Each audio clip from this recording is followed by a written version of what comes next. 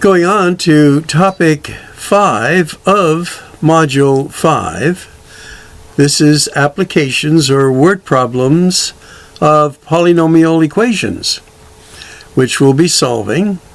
We'll also be reviewing the Pythagorean Theorem and then fitting polynomial function to data. So let's take a look at problem 1. We can raise it up a little. So for background, we're going to look at ways to indicate a series of consecutive integers, where let's say this is 5, 6, and 7 consecutive integers. Well, we would say 5 is x. How would we state 6? X plus 1, and 7, x plus 2. So this is the way to express any 3 consecutive integers. Now in this next line, we're seeing consecutive even integers. So again, our first integer would be x. That would represent 6. How would we indicate 8 in terms of x? X plus 2 and x plus 4. Now notice we're starting with an even integer, and by adding 2 we get to the next integer. Now these are consecutive odd integers. And again, we define the first one as x. Now, if we start with 7, how many do we need to add to get to the next odd integer? And the answer is 2. And the next one, 2 more. So for this line, notice, and this line, they're exactly the same. But what's the difference? Well, the difference is if you start with an even, adding 2 gets the next even. If you start with an odd, then by adding 2 you get the next odd. So even though they're the same, you're defining this first one here as even, this one as odd. So a little background in keeping up with what we need. So here we have house numbers that are consecutive even numbers, and the product of them is 360. So how do we do that? Well, we can take these two right here as an example. So our first even integer would be x. Our second even integer would be x plus 2. And the product of these, we're saying, is 360. So we clear parentheses. And we transpose this to the left side, and then equal everything to 0. We now have a quadratic equation in standard form. And we said that in this section of chapter 5, all of these can be factored. Now if you wanted to use the quadratic formula or any other method, that would be fine, but they could all be factored. So since our a term out here is 1, this is just going to be x and x. But now we have to factor 360. And how would we go about figuring that out? Well, a suggestion is take the 360 and find its prime factors. 2 goes into there 180 times. 2 goes into there, 90. 2 goes into there, 45. And I have 5 will go into there 9 times. Now this is actually 3 times 3, but we could leave it this way because what we need to do is fiddle with these numbers to see what factors. One will be positive, one will be negative, and there'll be a difference of 2. Well, as we do it, let's see what we have here. If I take out this 2 and this 9, and I've worked on this before, this will be 18. And 2 times 2, let's change colors. 2 times 2 times 5 is going to be a 20. And now I have the difference of 2. So what will my signs be here? Well, in order to get a positive 2 in the middle, this one needs to be positive, and this one is negative. So when we finally solve this, equaling each of our factors to 0 using that technique from an earlier module, this is x equals negative 20, and this is x equals 18. So they want to know what are the house numbers. So we don't have house numbers that are negative, so we reject this as an extraneous root, and then this becomes our first house number, 18, and then we add 2 to it and we get 20. And that would be the background, the development of the equations, and the solution for example 1a. Now for 1b, we talk about Bernie's rose garden is shaped like a triangle. It has an area of 130 feet squared, and its base is 7 feet longer than its height. So, if we drop down a height here, which is sometimes called the altitude, and this is the base, we're going to say the height is h. And the base, we're saying, is 7 feet longer than its height. So there's the height plus 7 feet. Now the formula for triangles are area equals 1/2 the base times the height. So let's substitute a little bit here.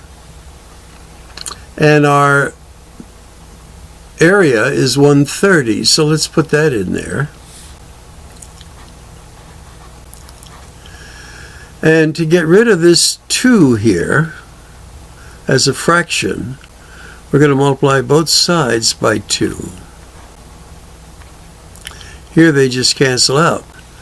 So we now have the equation 260 equals base times the height. Well, our height is h, and we said our base now is h plus 7. So this will become h squared plus 7h. I'm going to take the 260, transpose it to this other side, change its sign, and now I have a quadratic equation in standard form. So how do we solve it? Well, we're going to factor it. And again, these are relatively easy to factor when that a term out here is 1. So again, one of these will be positive and one will be negative. When we multiply them together, will equal a negative 260. But when we add our inners and outers, will give us a positive 7. So let's figure that out. 260 divided by 2 is 130. Divided by 2 is 65. Now divided by 5 is 13. And again, I've done these before, so I'm moving along, but if you have to pause it to consider what's going on. Now these are the prime factors. I'm looking for a combination of these factors that will give me 2 factors that when I multiply them together make 260, and when I add them give me a positive 7. So I don't know if you can see it here. 2 times 2 is 4, times 5 is 20, and this is 13. So 20 times 13 is 260. And when I subtract them, I get 7. So what will the signs be? Well, I need a middle sign of plus, so my 20 is going to be plus. My 13 will be negative.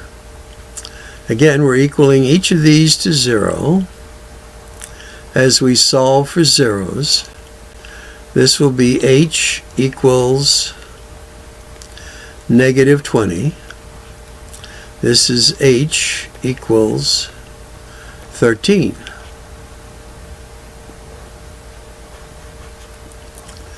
Now, we can't have a height equaling negative anything, so we reject this one. And our height now is 13. And our base is 20. Because 20 times 13 is 260, and half of that is 130. And there is example 2, or 1b. Now, in example 1.3, Kimberly is throwing a ball off the rooftop. And it's going to go down to the ground. And they want to know how much time, in seconds actually, will it take to reach a point that is 12 feet from the ground. Now the ground level would be 0. We don't want it to go all the way to the ground. We want it just to go to 12 feet. We want to know that time. And they are giving us a formula for it. Now, if we wanted to know how long it takes to reach the ground, we would have this equation equals 0. But we want to know how long it takes to reach 12 feet from 0. So we're just going to put a 12 right there. So let's rewrite it. Negative 16x squared plus 8x plus 60 equals 12. Again, if we wanted to see how long it takes to reach the ground, this would be 0. But we want to see when it reaches 12 feet above the ground. So, in a sense, we have a quadratic equation. We want to put this in standard form. So with our x squared being negative, we're going to move everything over to the other side. So this will be 0 on this side. Moving that over becomes a 16 x squared minus 8x. Now this goes over to this side as a negative 60, and a positive 12 gives me a negative 48. And now that is in standard form of the quadratic equation. And we said that these could be factored. In fact, I can divide out from each term an 8. And you might say, why do I want to do that? Well, because my numbers will be smaller and it's easier to factor.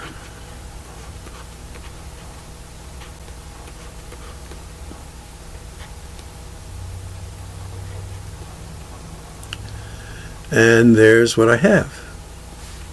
So, again, we said that each of these could be factored.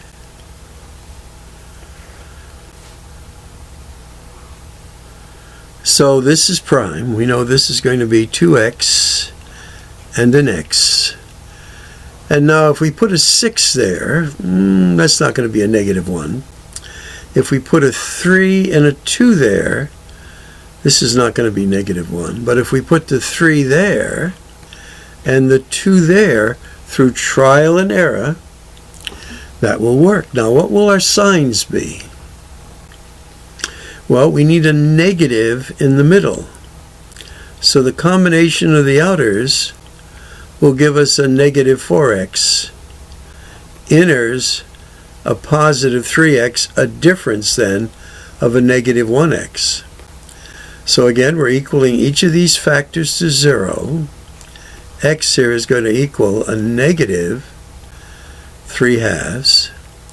And here it will be x equals 2. Now, we can't have a negative time to drop this down. So, we reject this answer, and our answer is 2. So, what is the time? 2 seconds. Now, while we're on this, notice if we have the answers, we can work backwards to get our equation. See how the opposite sign of 3 from a negative 3 becomes positive, and our 2 goes there. So this is one of the factors. And then if our answer is 2, it goes into the factored form as a negative 2. And if we just FOIL this, we get our equation. Now, since we divided everything by 8, we're not going to get exactly the same equation, but this one is equivalent and would be satisfactory. Okay, let's go on to letter D. Now, here we have a rectangular park that measures 15 feet by 18 feet. Now there's a sidewalk around the park that is equally wide all the way around. Now the total area of this, they're saying, is 598 square feet. And we want to know what the width of this is. Now, since its dimensions is the same on all sides, we can say that this is x here. And a picture, I think, will help us out quite a bit. Now, our basic formula is length times width equals area. So we know the area. We're looking for its length. That would be the longest side. So can you see the length here will be 18 plus this x and this x. So how many x's? 2 of them. Now what will the width be? Well, it goes this way, and we have 15 plus this x and this x. So it will be 15 plus 2x. So we have length times width equals our total area of 5, let me put an equal sign there,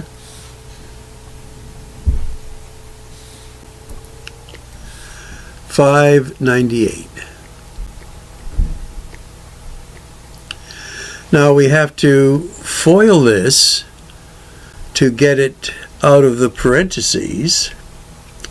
So 18 times 15 is 270 plus, now my inners 30, outers 36, so this gives me 66x. And then my last will be a plus 4x squared. Little phone call coming in, so let's move on this now. Again, what do we want to do after we've checked our FOIL? Put it in standard form. So we now have 4x squared plus 66x. Now when I transpose this to the other side, it becomes a negative 598. So this will give me then a negative 164 equals 0. Now it'd be nice if I could take a 4 out of everything, but it doesn't come out of there. But I could take a 2 out of everything. So divide this by 2, divide this by 2, divide this by 2, divide this by 2. This just is a 0. So this is 2x squared plus 33x minus 82. Now, the key is, what can I factor that into? And I got a little distracted here. This was actually a negative 328 when I subtracted this from that. So I was off. And that phone call distracted me a little bit. So this is what we have now. So now we want to factor that. And since this is now prime, this is going to be 2x and x. Now I need to work on that 164 here. And again, I've worked on these before. So if I divide this by 4, 4 goes into there, 41. These are actually the factors that I'm going to need here. But where do I put them? Well, if I put my 41 here and my 4 here, this gives me an 8, this gives me a 41, and the difference between them is 33. Again, I worked on this. It didn't just jump up at me. I had to try things out as you would. So what will the signs be? Well, my middle sign is positive, so the larger one has to be positive, and this will be negative. So here, x is going to equal a negative, transpose that, 41 halves, and here x will equal 4. Now, we can't have a width as a negative number, so we reject that one, and this is our answer. So our width around the property is 4 feet.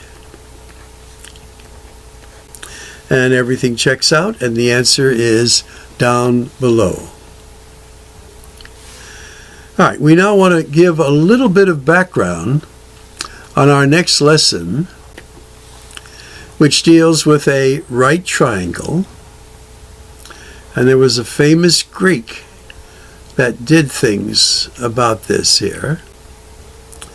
He said if you had a right triangle,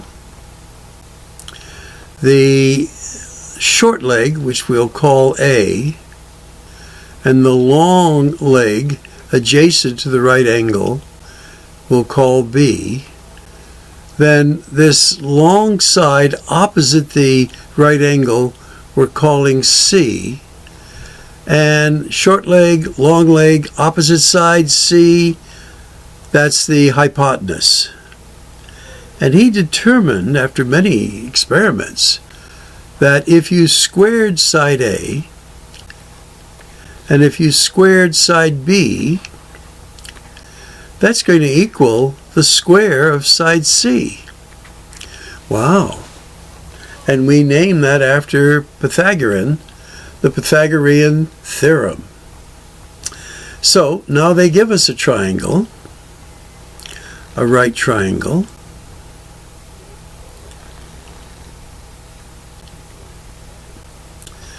And they're saying its hypotenuse is 25. Now they're saying that the longer length of the other leg, this one, is 3 times the short leg plus 3. They say it's trice. So that would be 3A plus 3. So the longer leg is 3 times the shorter leg plus 3. So now we need to put that into the Pythagorean theorem. So we square side A. Now to square side B, we have to put that in parentheses.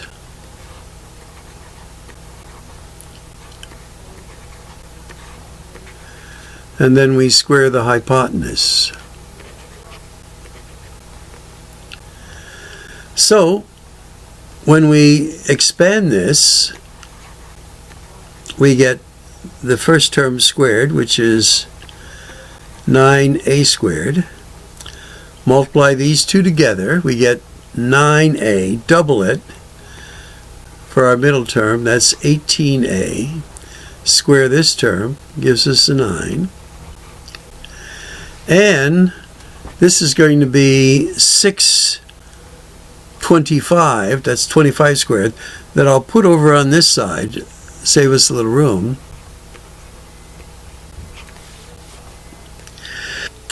And then this will equal 0. So we have a start of collecting like terms here to put them in standard form. So we have a 1a and a 9a. This will be 10a squared plus 18a.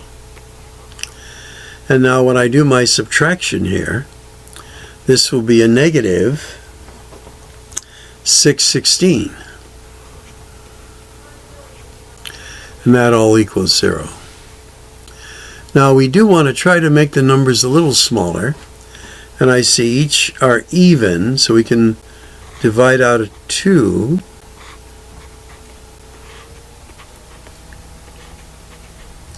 So this then becomes 5a squared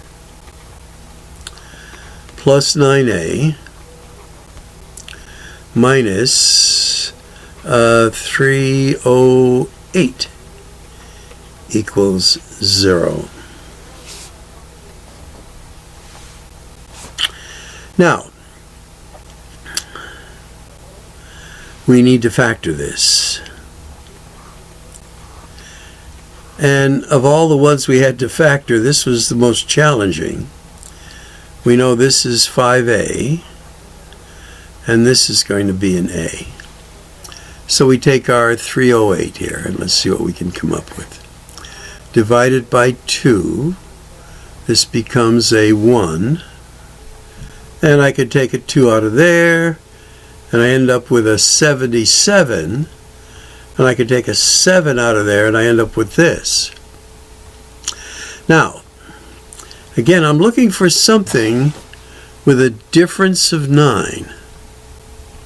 And after fiddling again, I ended up with a 41 here, which is these two times 11. 4 times 11 is 44, I should say. And this one is 7. Okay, because 5 times 7 is 35. And subtract 35 from 44, I get a 9.